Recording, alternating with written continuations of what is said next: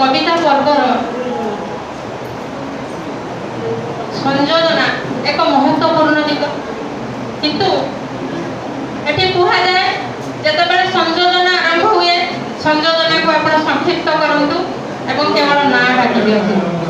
से मर्म मुझे भी किसी कहवाक इच्छा करी किसी असंतुष्ट होते जे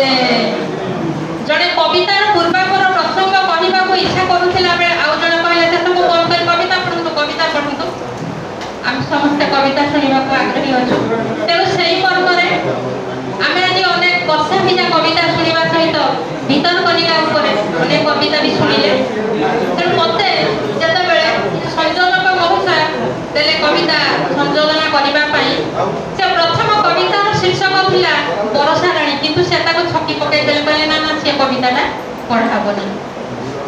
तेणु जी कविता पढ़े से कविता देना कविता कहवाक जेहेतु कविता मो हाथ में ना कहवाक समर्थ नुहे मोबाइल कविता अच्छे से पढ़े ना हूँ जे कविता पढ़ाक आसवे कवि महोदय दिवाकर साहू ताको आह्वान करुच्ची कविता मंच को आसतु कविता पढ़े किंतु कविता मो हाथ में ना पाखे